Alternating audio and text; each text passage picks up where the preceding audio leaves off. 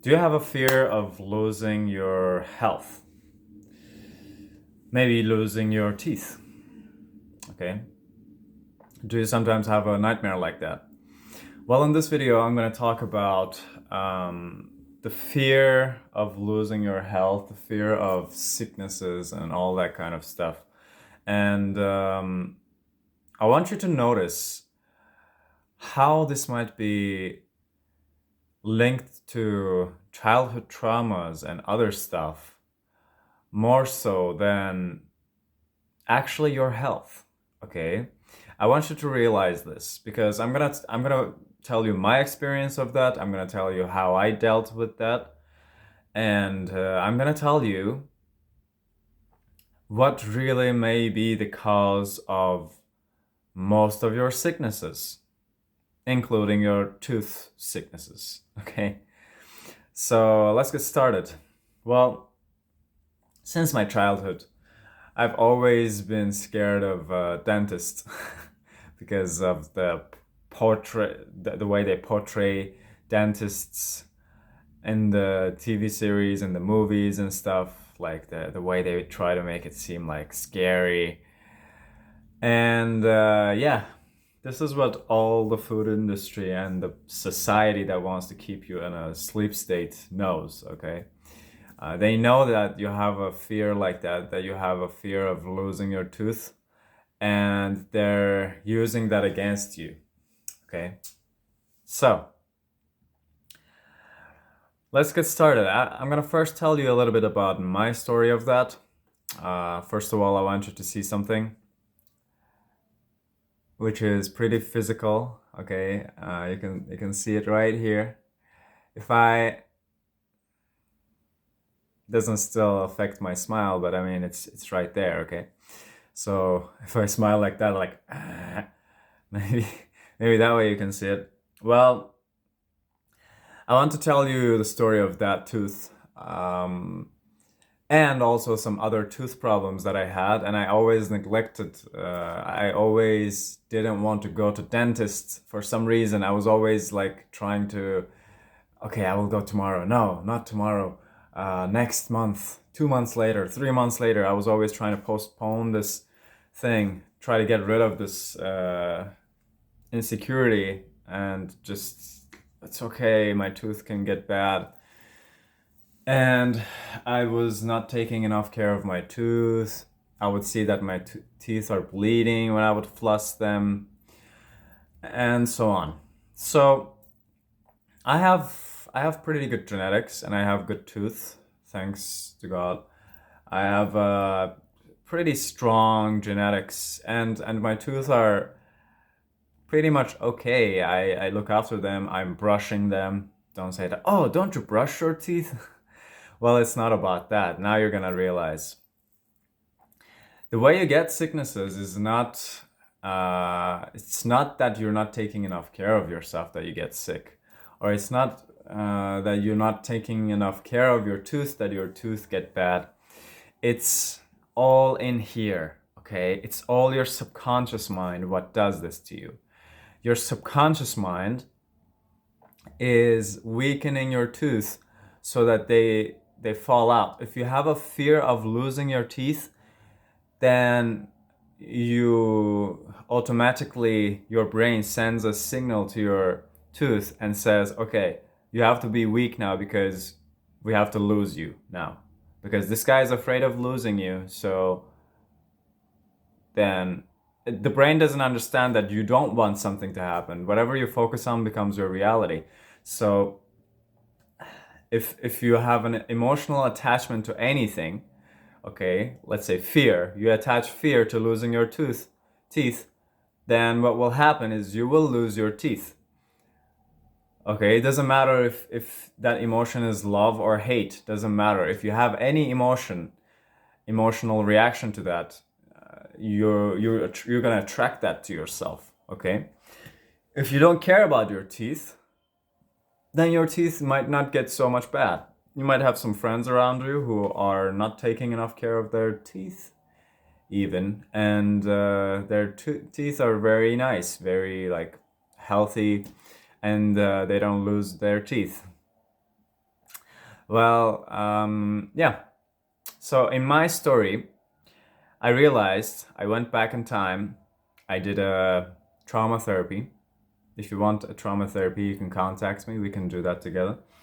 I was going through a trauma therapy. And then in the middle of it, I went back in time out of nowhere. My subconscious guided me there. There's a process that you should take for that. My subconscious took me there, and I found out that my insecurity about my teeth was actually linked to a childhood trauma where I was so afraid of going to dentist because of something I saw in the movies, maybe. And then my family was like, we should go it. We should go to it. We should. And then I was getting even more terrified, and I was always and also here's what I want you to realize. Okay, if you're gonna be a parent, please take note of this. I don't know if it was my parents or someone in the relatives, maybe my grandma or something, told me that, hey, if you don't brush your teeth every night, you're gonna lose your teeth. See, I don't have teeth. My grandma didn't have teeth. See, I have artificial teeth. You're gonna become like that. Ah, okay. As a child, this is what parents are so stupid about. They don't understand that you shouldn't tell a child something bad that will happen to him if he does something. Okay? You should never do that. You should always tell him when you grow up, your teeth are gonna be amazing. Because the child doesn't understand that if he doesn't take care of his teeth are gonna get bad. What he understands is his teeth are gonna get bad. Okay, they're gonna fall out. And this child, you put this fear inside this child. This is what makes me very angry, okay? Like some parents, they don't know anything about subconscious mind, they don't know anything about raising a child, and then they just produce children like factory. Especially in low culture uh, countries. It's like it's not a factory, okay? You cannot just bring a child. Oh, I just want to have a baby, like some stupid people. I just want to have a baby. Well, do you know how to raise that baby? Do you know what to say to that child so that it doesn't become insecure about something in the future, okay? Because you're taking a very big, very, very big responsibility. Are you capable of doing that? Are you capable of being a good teacher? Are you capable of being a good role model? Let's say. Do you have a high self esteem? Are you trying to bring a child to the world to make yourself a little bit more happy? Or are you bringing a child to the world because you are already happy and then you can support someone else also to become more happy? Okay? And this is not just a problem of parents. This is also about agriculture. Okay, after agriculture, what happened? What happened? Here's something I recently learned in a book called "Sex at Dawn" by Christopher Ryan.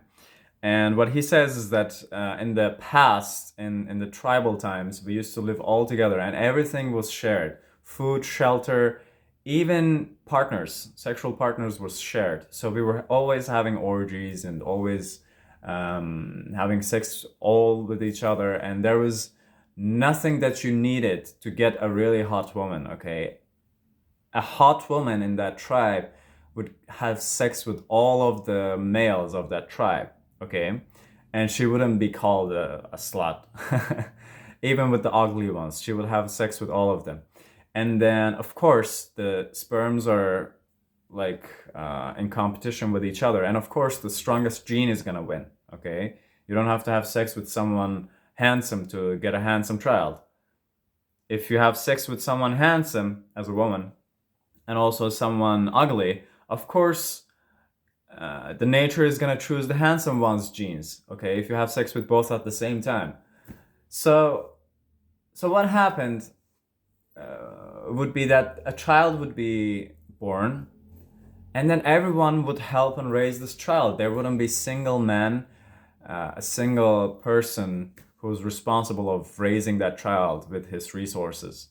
Okay, it was the resources of the whole tribe that would raise this kid. Okay, so there was no problems like financial problems or some shit like that, or like raising the child, for example. If there is no problems, then no traumas are created in that child. So, yeah. Anyway, because it really bothers me. Some parents bring a child into the world, and then at some point they just get tired of looking after it. Of course, you will get tired. A whole tribe is supposed to look after a child, not just two people, okay, or three people. Doesn't matter.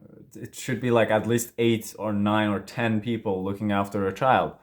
Okay, so you get tired after a while and you say something stupid, and you insert a bad programming into that child's subconscious mind. And good luck with that child being a traumatized person in the future. Okay, this is why we're all traumatized and we have to go through shadow work. We have to go to therapists all the time. The most healthiest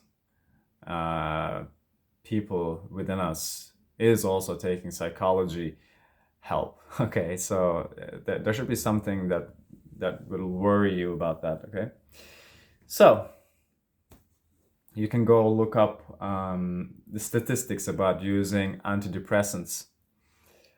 This is very horrible the way this world is going. Anyway, just small rant here.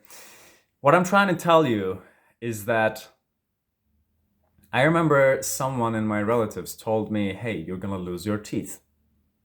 Okay, my brain doesn't understand if this, then this. My brain understands, it doesn't understand that don't not take care of your teeth because you're gonna lose your teeth.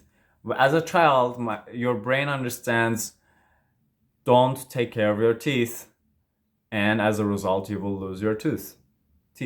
Okay, that's what your brain understands. So what happened is that this person puts, and if they insult fear in you, okay, if they put fear into your heart with what they're saying, then they're even motivating it. Okay, anytime you're trying to influence someone, you say something to them, and then you give them an emotion and attach that thing that you're saying to them to that emotion. Okay, and sometimes the subconscious mind doesn't understand and takes it the wrong way. And this is the case with this. Okay, if they put fear inside you so that you don't neglect your teeth, what will happen is that you will neglect your teeth. Okay, because you are afraid. You are afraid of not neglecting.